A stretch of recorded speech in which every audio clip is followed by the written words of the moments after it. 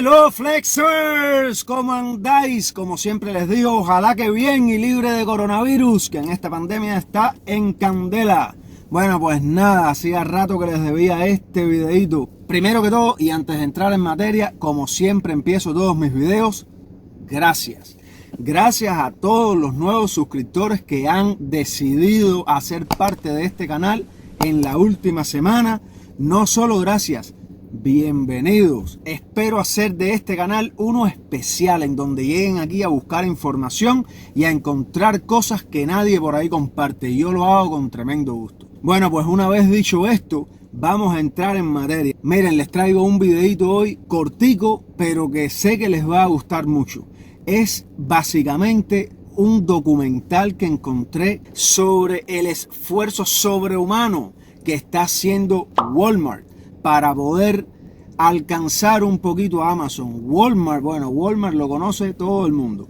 Y Amazon, ¿para qué te cuento? Y bueno, Walmart está haciendo lo imposible por alcanzar, por lo menos en internet, en e-commerce, a lo que es Amazon. Y está llevando a cabo unas estrategias que a mí me parecen interesantísimas. Por eso, cuando vi este videito, dije, lo comparto con todos los flexers que yo sé que siguen este canal y que yo sé que definitivamente este canal los ha ayudado muchísimo porque me lo comentan, me lo dejan saber, me mandan email, mensajes y a mí eso me da muchísimo gusto. Miren, Walmart ha estado trabajando silenciosamente al menos desde el 2018 para llevar a cabo un programa más o menos como lo que es Amazon Flex, y por eso es que les estoy haciendo este video, para estar preparado cuando eso pase. Walmart estaba supuesto a darnos la sorpresa este pasado marzo del 2020 y debido a la jodida pandemia no lo pudo hacer. El coronavirus lo retrasó y bueno, debido a esto Walmart no pudo llevar a cabo sus planes tal y como lo tenía escrito. Pero sí anunció, y esta es la noticia para nosotros los flexers, que ha llegado a un acuerdo que están trabajando con Instacart. Y precisamente por eso estoy haciendo este video, para dejarles saber que si no están actualmente inscritos en el programa de Instacart, en la aplicación de Instacart, les recomiendo lo hagan. Porque me imagino que una vez que Walmart lance este programa, va a ser, yo creo, en mi experiencia, más o menos lo que es Amazon Flex. Nos va a tocar aplicar y esperar. Para evitar eso, vamos a hacerlo ahora que tenemos tiempo. Aplica en este momento que aún no ha comenzado este programa de Walmart Plus, que es como se llama el programa, para que tengas la oportunidad de estar ahí cuando Walmart se decida por fin a lanzarlo. Y bueno, como les estaba comentando, me parece que este documental está bien completo y muy interesante, sobre todo para nosotros que nos gusta seguir este mundo de las aplicaciones y de los side hustle jobs. Así que nada, por eso he decidido dejarles el documental completo. Lo hizo CNBC.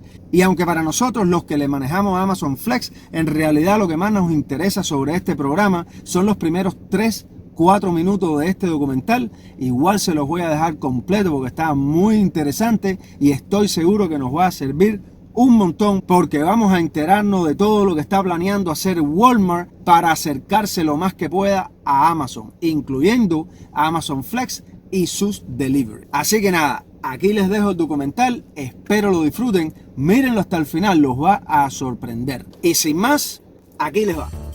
When Amazon started selling more than just books in the late 1990s, it suddenly entered into a rivalry with the biggest name in retail. Always low prices, always Walmart. Walmart has been at the helm of American shopping for 58 years. It employs more people than any other company in the world, and 90% of Americans live within 10 miles of one of Walmart's more than 4,700 U.S. stores. The staggering size of Walmart kind of escapes people. It's the largest corporation in the world in terms of revenue. Yet when it comes to e-commerce, Amazon is the clear leader, with 38.7% of the market share compared to Walmart's 5.3%. And with the global pandemic shifting shoppers' behavior for good, dominance in online shopping is now paramount. So if you're that second site, you got to be really good. You don't have to be as good as Amazon because no one will get there. That's utopia. In perhaps its clearest competitive move against Amazon to date, Walmart is now launching Walmart Plus.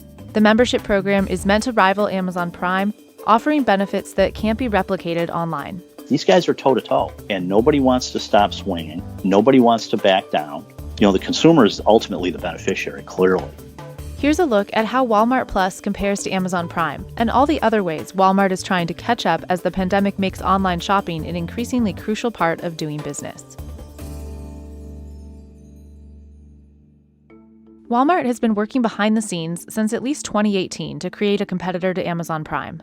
From our data study, we found that 2/3 of people that already joined are in a premium loyalty program would join another one. Although the landing page says Walmart Plus is coming soon, the pandemic delayed its planned release in the spring. Walmart stock surged 7% when it looked like it would launch in July, but that didn't happen either. When Walmart Plus is available, members will likely pay $98 for benefits like unlimited same-day delivery on groceries from the 1,600 of its 4,700 plus stores that do grocery delivery now. When we did our data study, 81% of the consumers joined Amazon Prime because of faster free shipping. Only 2% joined because of grocery delivery. So I think it's a real opportunity to leverage what they already have in groceries and maybe what Prime doesn't. And just this week, Walmart announced a partnership with Instacart, testing out same-day grocery delivery in 4 markets across California and Oklahoma. Other perks are rumored to include early access to sale events, discounts at gas stations outside of Walmart's and Walmart-owned Sam's Club stores, and reserved parking spots in store lots. As you think about Prime, 150 million, why would you go head-to-head with that? If you take a unique approach, which it sounds like Walmart is doing, you might be able to get a lot of those customers. Amazon launched Prime for $79 a year in 2005, at a time when Walmart's profits were greater than all of Amazon's revenue. If you look back at 2005, Prime had one benefit, fast and free shipping, 2-day shipping, which was like unheard of.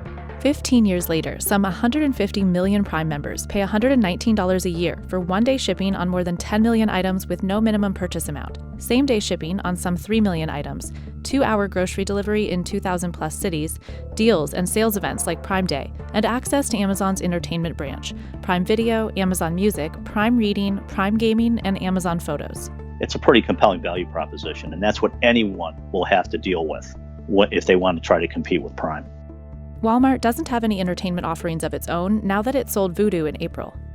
Prime members make up about 65% of Amazon's customers, and the program has a 95% renewal rate after 2 years.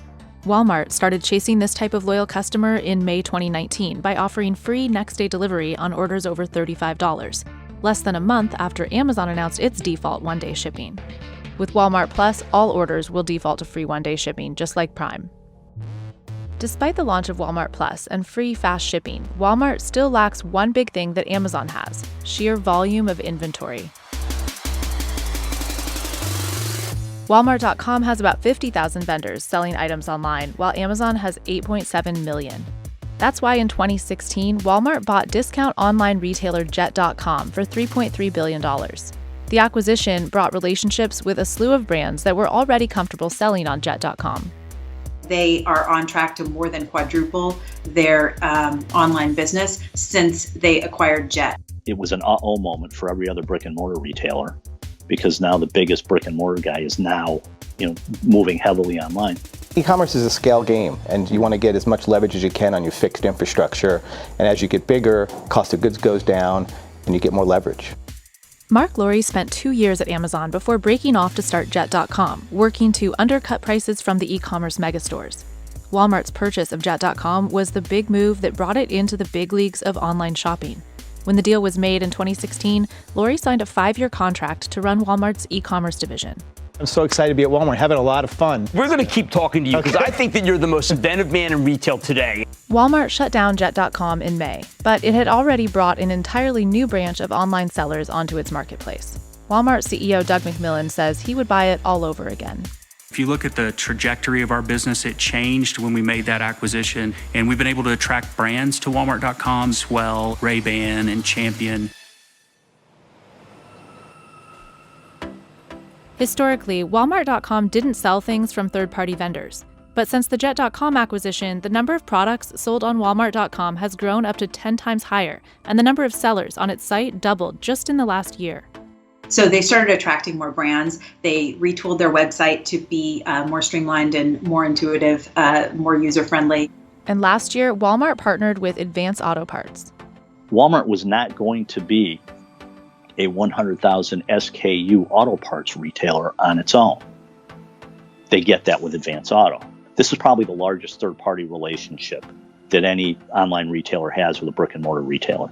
And in an effort to reach a new type of customer, Lori spearheaded the purchase of several specialty apparel companies like Bonobos, ModCloth, and Eloquii, although some have been sold again since. A big portion of Walmart store customers are lower to middle income. I think what they tried to do here, and through the Jet.com brand, was to continue to go up market and go for more profitable customers, urban millennials. And then they also introduced the service Jet Black, which is an upscale personal shopping service. For a large fee, Jet Black allowed New York Walmart customers to text orders to personal shoppers for home delivery. But Walmart shut it down in February after it only saw about 600 active members. If we think about the dynamics of the very, very affluent and wealthy today, I don't know if Walmart is necessarily the company to be housing a brand like that. But in June, Walmart pivoted again, announcing a major partnership with Shopify. Often referred to as the king of mom-and-pop retailers, Shopify helps more than 1.4 million small businesses run their online stores. Now, these small businesses have a channel to try selling on Walmart.com. For now, Walmart says it's adding 1,200 of Shopify's top merchants to its site in 2020. Walmart wants a curated assortment on the website. I mean, Amazon has a very wide-ranging third-party business, and with that comes some risk. The partnership with Shopify is really important. I think it's very strategic, and I do think it is an attempt to pull away those third-party sellers on Amazon. There's been kind of a lot of tension between third-party sellers and Amazon.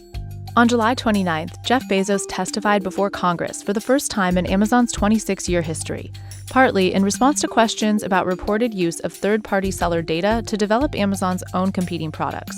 The House Judiciary Committee is investigating whether Amazon, along with Apple, Facebook, and Google, need to be governed by stricter antitrust laws. Why should a third-party seller list their product on Amazon if they're just going to be undercut by Amazon's own product as a result of data you take from them? I think what I want you to understand, and I think it's important to understand, is that we have a policy against using individual seller data to compete with our private label products. You couldn't assure Ms. Jayapal that that policy isn't violated routinely. While Amazon is battling to keep the trust of its third-party sellers, Walmart still has a long way to go if it wants to catch up with the millions of third-party sellers that make up more than half of Amazon's sales. The Walmart marketplace is a lot smaller, so you could be quote-unquote crushing it on page one on Walmart, and you're still not getting that many sales. Still, Walmart has one big, long-standing advantage over Amazon. Its 11,500 global stores. If you're a third-party seller, like if you can get into brick-and-mortar Walmart, you're going to crush whatever sales on Amazon you're doing. For sellers choosing where to reach customers, stores are a big bonus and much more scalable. So this diet pill company I worked at, they had 30 different products that we were selling on Amazon. I launched a whole bunch of them. We brought their sales from 1 million to 3 million. And I thought that was like the greatest thing in the world. But that was nothing because I would see purchase orders come across my desk for the Walmart brick and mortar side, for the Walmart stores. They would be like $2 million just for like one region of the United States.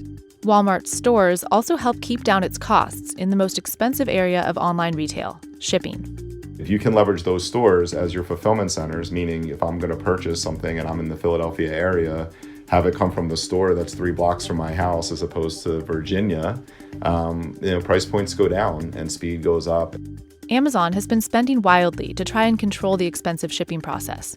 But its 175 fulfillment centers and own network of planes, trucks, and contracted delivery drivers don't come close to the reach of Walmart's 4,700 stores that allow its trucks and drivers to travel a fraction of the distance. Walmart had the advantage of getting product from distribution center to the store, and then the consumer handles the last mile for a lot of it. Walmart uses its stores as distribution centers for products, but also has its own dedicated network of warehouses without a front-facing store. Walmart remains dominant in another sector that's largely dependent on brick-and-mortar stores, groceries. We're not very densely populated, and so it's hard to service in an e-commerce model grocery. So what that means is that Amazon is really at a little bit of a disadvantage relative to Walmart. They have stores within 90% of the population in the United States. grocery sales account for more than half of Walmart's U.S. revenue, making Walmart the nation's biggest grocer. Walmart's been selling groceries directly to customers since the 80s, and the online sale of groceries is now boosting Walmart's overall online sales. The percentage of all U.S. grocery sales happening online is set to double from 20% in 2019 to 35 to 40% this year and next. You find your grocery vendor and you tend to stick with them. You also get a treasure trove of data from grocery customers about their preferences, and you can use that data, and I believe Walmart will use that data to sell them other things. I think that Walmart is going to win in this grocery battle versus Amazon. When Amazon bought Whole Foods for $13.7 billion in 2017, it was a clear move to compete with Walmart. But with roughly 475 stores, Whole Foods has about a tenth of the locations as Walmart does in the U.S. You cannot find a tougher brick and mortar segment to get into than food. You've got to manage 1 million vendors. Produce is hard, meat's tough. And they chose to get into that business. They're still learning. Then in 2019, a month after Amazon announced free 2-hour grocery delivery for Prime members in 2,000 regions, Walmart announced a membership program offering unlimited grocery deliveries from 1,400 stores. It costs $12.95 a month, or the same $98 annual fee of the new Walmart Plus membership. Or for an extra $7 a month, Walmart will deliver groceries straight into your fridge in a handful of cities. Digital grocery is the next big battleground in e-commerce. It's a $1 trillion retail category. So as it continues to grow at outsized rates, there are tens of billions of dollars at play. In one survey before the pandemic, about 39% of U.S. consumers reported having shopped online for groceries at least once. By May, that number was nearly 80%. But how many people are going to go back to conventional shopping? Or how many people are going to stay with buying their staples online because they can? While the pandemic boosted the importance of fast grocery delivery, Walmart has an even faster, more cost-effective option: curbside pickup. You pull up, they put it in the car, and you're gone. That's a big weapon. While this is an option at Whole Foods stores, customers need to wait for regular Amazon.com purchases to be delivered. In July, Prosper Analytics found that 62% of adults are shopping in stores less. So as the pandemic pushes so many online for their shopping, Walmart's name recognition with older shoppers is also a plus. My parents, as an example, they're not the most robust online shoppers, but when this pandemic hit, they had no choice. But they've been to a Walmart before. When forced to purchase things online, you're going to go with who you know and who you trust. Walmart hired 200,000 employees during the pandemic to help clean stores and keep items in stock. It's giving a third round of bonuses to hourly employees working during the pandemic for a total of $1.1 billion in bonuses this year, while facing backlash for sick and dying workers. Now, for the first time in 30 years, Walmart will be closed on Thanksgiving Day. It's also cutting some corporate roles as it merges its online and store businesses. Amazon, meanwhile, postponed its annual Prime Day event that usually sets sales records in July. It offered one-time bonuses to frontline workers totaling $500 million and gave workers a $2 per hour raise from March to May. It hired 175,000 workers to keep up with demand during the pandemic, but faced backlash for keeping all its warehouses operational despite worker deaths. Still, in the second quarter of 2020, Amazon's first-party sales were up 48% year-over-year, with third-party sales up 52%. Walmart's online sales rose 74% in the first quarter of 2020. I mean, you could argue during the pandemic that Walmart's taken a bit of a lead because they haven't publicly had the delivery delays, the product to the consumer delays that Amazon has had. When I began reporting on the pandemic in March, I discovered that Amazon was actually trying to get shoppers to buy less. Fewer non-essential orders meant they could focus on shipping things like hand sanitizer and masks to hospitals and state agencies. That's when I decided to give Walmart a try. My last order on Amazon was back in February, which was before they had a lot of those shipping delays that were caused by supply chain issues and such a big surge in demand. When I stayed home, I decided to get my groceries from Walmart, and they usually came the same day or the next day. When I ordered other items on Walmart.com, they always arrived within the delivery window and I never had any delays. In San Francisco, sometimes they even came the next day. They still don't come anywhere close to Amazon when it comes to the selection of items that you can get through online and get to your house within 1 or 2 days. So I think right now, Walmart and Amazon are locked in a steel cage death match to become the country's everything store. So what does Walmart have planned as it continues trying to catch Amazon in e-commerce? For example, Walmart launched its own voice assistant called Ask Sam in July for employees to use to help shoppers find products and prices in stores. They're trying to find ways to use those physical stores in new ways, not just distribution, but also, they're talking about medical and financial and edge computing and all of these other things that really leverage the stores. For now, the launch of Walmart Plus has analysts hopeful that one day it could at least provide a second option for Amazon customers to turn to. Amazon has set a very high bar, but they've also given people the playbook to kind of follow. And then once you figure out how to integrate online into your stores, there's immense profitability as well for the brick and mortar guys. Bueno, pues espero que hayan disfrutado este documental tanto como lo disfruté yo y que hayan aprendido de lo que viene en un futuro muy cercano, tanto como aprendí yo. Como les comenté al principio del programa, regístrense hoy si no tienen Instacart, que es el momento para no llegar tarde a esta oportunidad nueva que se nos abre de trabajo a todos nosotros que hacemos Amazon Flex como otras diferentes aplicaciones. Y nada, como siempre termino todos mis videos, una vez más, si no son unos suscriptores de este canal, por favor, les pido lo hagan ahora mismo aquí abajito, pero hazlo ahora antes que se te olvide y te vas a enterar de todo lo que está pasando. Además, me vas a ayudar a mí a seguir creciendo este canal como lo estamos haciendo. Ya les estoy preparando otro video que también tiene que ver con Amazon Flex. Mientras que eso llega, ¡cuídense!